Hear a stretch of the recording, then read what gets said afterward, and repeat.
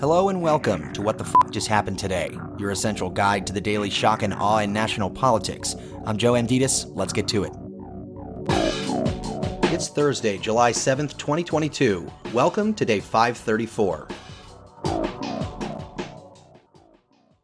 Federal Reserve officials expressed concerns that elevated inflation poses a significant risk of becoming entrenched in the economy.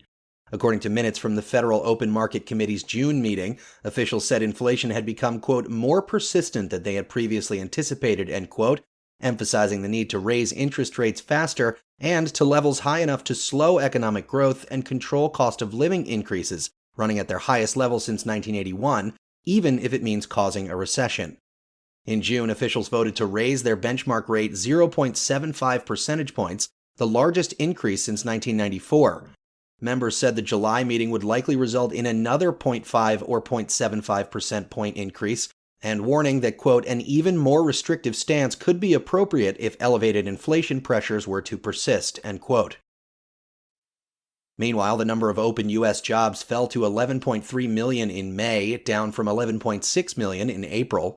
While it marks the second straight monthly decline in open positions, there were 5.95 million people unemployed in May, meaning there were nearly 2 available jobs for every unemployed person in the United States.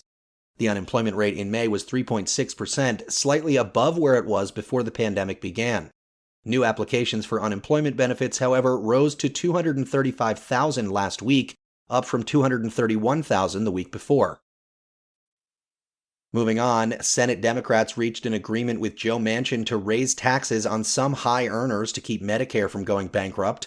The plan, effectively a slimmed-down version of the Build Back Better Act that Manchin scuttled last year over fears of rising inflation, would impose taxes on certain income from pass-through businesses. The tax is expected to raise about $203 billion over the course of a decade, which would be used to sustain Medicare's key trust fund until 2031. The fund is currently projected to start running out of money in 2028. Democrats expect to submit the text of the legislation to the Senate's parliamentarian in the next few days. If it complies with the chamber's budget rules, Democrats could avoid a Republican filibuster and pass the provision with just 50 votes. And finally, the IRS audited former FBI Director James Comey and former FBI Deputy Director Andrew McCabe. Trump fired Comey in 2017 while he oversaw the FBI's investigation into the Trump campaign's ties to Russia. Less than a year later, McCabe was similarly terminated after investigating Trump over the Comey firing. Out of about 153 million individual tax returns filed in 2017, roughly 5,000 were selected for this type of audit, or about 1 in 30,600.